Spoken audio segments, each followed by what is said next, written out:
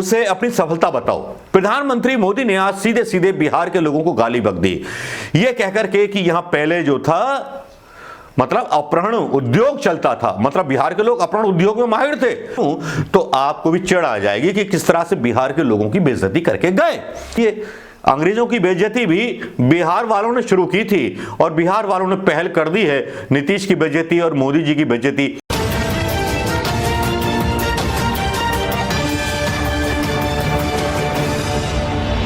दोस्तों नमस्कार। कुछ दिनों से माइक था ही नहीं तो ऐसी आवाज भरभरा रही होगी, लेकिन मैं एक बार फिर लौट आया हूं उन खबरों के साथ जिन खबरों को सुनना आप पसंद करेंगे, उन खबरों के बारे में जिनके बारे में विश्लेषण भी सुनना पसंद करोगे। वैसे तो बहुत से पत्रकारों के विश्लेषण आपके पास आ चुके होंगे कि बिहार चुनाव में ये होगा ये होगा। भाई हम यूट्यूबर्स अपने आप को महान समझते हैं, इसलिए महान समझते हैं कि वो पत्रकार भी आजकल यूट्यूब पर अपने वीडियो डालने लगे हैं जो चैनलों से निकाल दिए गए। चलिए कुछ अच्छा काम कर रहे हैं आप, भले ही अपनी रिपोर्टिंग दे रहे हैं, आपका स्वागत है हमारी यूट्यूब कम्युनिटी में।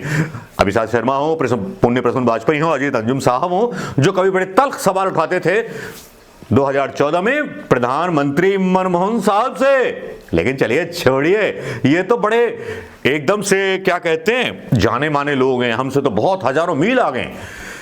ये जो बोलते हैं वो कुछ समझ में आता है, कुछ साला ऊपर से निकल जाता है। आपके तो समझ में आता होगा, पक्का आता होगा, क्योंकि ये बड़े विश्वसनीय ढंग से बोलते हैं। इनके पास अपनी विश्वसनीयता ये है कि इन्होंने चैनलों में अपनी इज्जत कमाई है।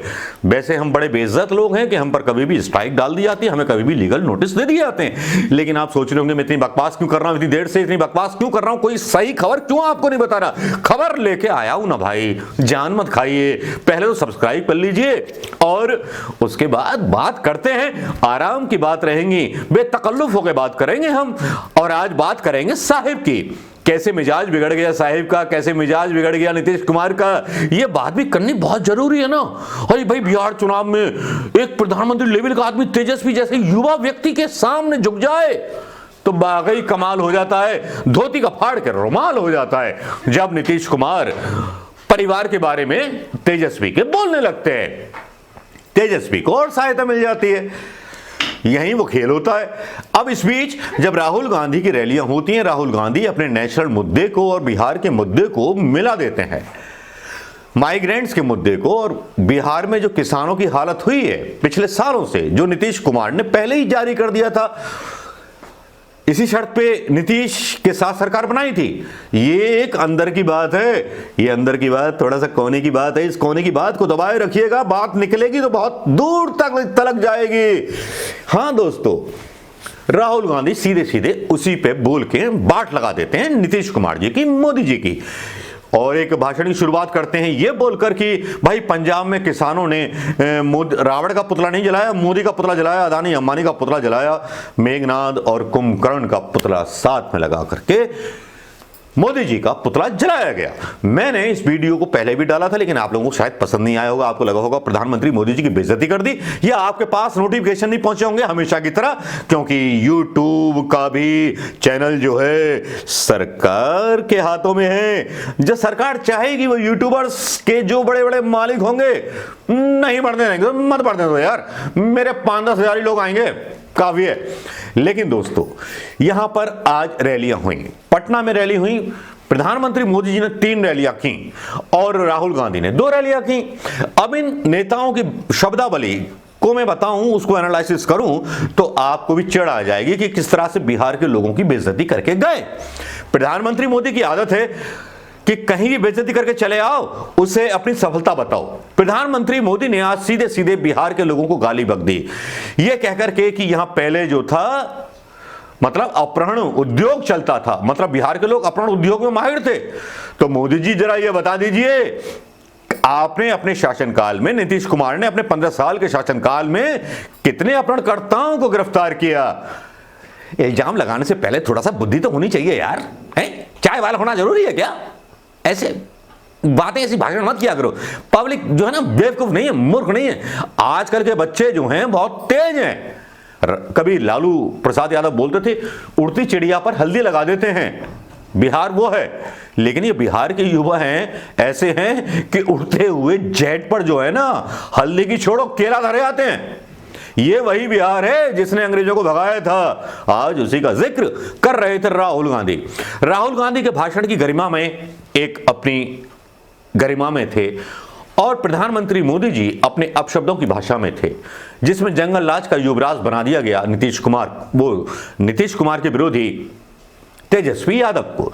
जिस तरह से तेजस्वी की लहर चली है बिहार चुनाव के अंदर, मुझे नहीं लगता कि भैया इनके खंबे रह पाएंगे, इनके सारे खंबे उखड़ने वाले हैं, पक्का समझ लीजिए। लेकिन चलिए विश्लेषण करते हैं। पहले राहुल गांधी का एक भाषण डालते हैं, वो बात सुनते हैं, और फिर मोदी जी के वो अपशब्द भी बहुत सुनने जरूरी हैं, जो बिहार के लोगों को गाली देकर गए, जो बता के गए कि यहां तो अपहरण कांड चलता था। तो अपहरण कांड कौन करते थे? लालू प्रसाद के यादव के जमाने की बात कर रहे थे। 15 साल का तो हिसाब दिया नहीं आपने, 6 साल का हिसाब दिया नहीं। 6 साल में आपने कितना देश बेच दिया भाई साहब। एटीएम से पैसा निकालो तो टैक्स, पैसा जमा करो तो टैक्स। अब एक स्मार्ट कार्ड और लेके आए, उस पर लोन मिल जाएगा। बेटा जमीन जायदाद बेच दो मेरे दोस्तों को, वो ले लेंगे। सबसे बड़े 3 करोड़पतियों में, लखपतियों में शामिल हो गए इनके वो दोस्त जिनका पुतला जला दिया गया पंजाब में। लेकिन दोस्तों, क्या इस अंदाज में कोई हमारे मीडिया के लोग बोल सकते हैं? उनकी जुबान जो है गूंगी कर दी गई है, कैंची से काट दी गई है। वो भी नहीं बोलते। जो पत्रकार यूट्यूब पर आ गए वो इस सच्चाई को कभी नहीं दिखाते। वो ऐरा गैरा नत्थु खैरा बस इसी को इंटरव्यू करते रहते हैं कि भाई कौन जीतेगा।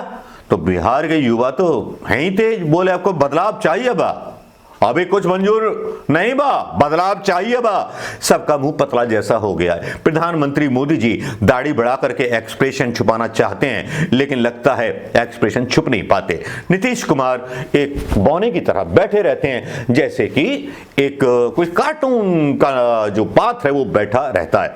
लेकिन चलिए दोस्तों, मैंने बात की थी कि चलिए राहुल गांधी के वीडियो और प्रधानमंत्री मोदी जी के वीडियो के बारे में एनालिसिस करेंगे। तो मैं इन दोनों के वीडियो यहां डाल रहा हूं दोस्तों, देखिएगा। वीडियो क्या यार, आवाज डाल रहा हूं आगे पीछे करके, क्योंकि बहुत जल्दी स्ट्राइक आ जाती है, तो थोड़ी चाल हमें भी आ गई है। तुम भैया, मतलब एक कहावत है ना, अब याद नहीं आ रही यार, आप बताओ ना कमेंट में लिखकर कौन सी कहावत है, मान जाऊंगा आपको। लेकिन पहले ये वीडियो देख लीजिए दोस्तों, दोनों के, राहुल गांधी वर्सेस प्रधानमंत्री मोदी। राहुल का क्या कहना है? राहुल की जो भाषण है वो कितना गरिमामय, पढ़ा लिखा लगता है, और मोदी जी का ऐसा लगता है पान के चौराहे पे खड़ा होने वाला व्यक्ति बोल रहा हूं। सुन लीजिए। चुनाव लालू जी के परिवार का, मेरे परिवार का, नीतीश जी के परिवार का चुनाव नहीं है। यह चुनाव बिहार की जनता के भविष्य का चुनाव। और आप में इतनी भी तमीज नहीं है कि आप बिहार की जनता के सामने खड़े हो और बिहार की जनता जो सुनना चाहती है, अपने भविष्य के बारे में जो सुनना चाहती है, रोजगार के बारे में जो सुनना चाहती है, कारखानों के बारे में, शुगर मिल के बारे में जो सुनना चाहती है, उसके बारे में आप नहीं बोल सकते। आपको दिखने को नहीं मिला, मगर पहली बार दशहरा पे पंजाब में रावण, मेघनाथ और कुंभकर्ण को नहीं जलाया गया। देखा आपने? पहली बार नरेंद्र मोदी जी का पुतला दशहरा पर जलाया गया। मगर पंजाब के लोग बहुत होशियार हैं। एक तरफ उन्होंने अंबानी जी का चेहरा लगाया, दूसरी तरफ उन्होंने अदानी जी का चेहरा लगाया, और बीच में उन्होंने नरेंद्र मोदी का चेहरा लगाया।